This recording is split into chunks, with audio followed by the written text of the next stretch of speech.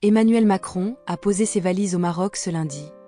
Accueilli avec tous les honneurs par le roi Mohamed VI dans le cadre d'une visite d'État, marquée par la volonté de rétablir des relations historiques profondément ébranlées au cours des 3 dernières années.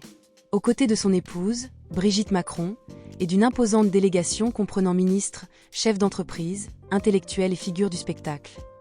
Le président français a été reçu à l'aéroport de Rabat-Salé avec une chaleureuse poignée de main du monarque, qui s'appuyait sur une canne, vêtu d'un costume sombre.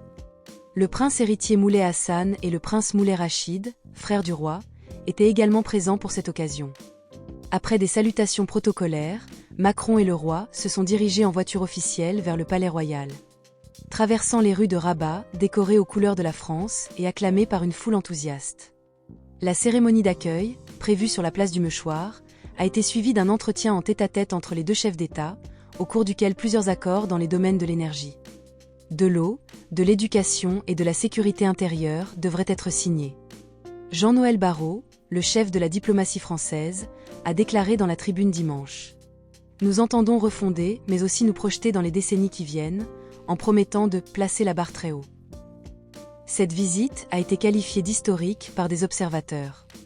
L'éditorialiste du quotidien marocain Asaba, Khalid El Houri, a souligné que des sujets délicats seraient abordés, notamment la question de l'immigration, qui préoccupe particulièrement la France. Mokhtar Lagzioui, du quotidien Al-Hadat Al-Maghribia, a ajouté que bien que la discussion soit difficile, elle reste surmontable. Le voyage de Macron est accompagné par 9 ministres, dont ceux de l'Intérieur, Bruno Retailleau, de l'Économie, Antoine Armand, et de la Culture, Rachida Dati, d'origine marocaine. Des dirigeants d'importantes entreprises françaises comme Engie, Alstom, Safran et Total Energies sont également de la partie, aux côtés d'écrivains comme Tahar Ben Jelloun et Leila Slimani. Ainsi que de personnalités du monde du spectacle comme l'humoriste Jamel Debbouze et l'acteur Gérard Darmon.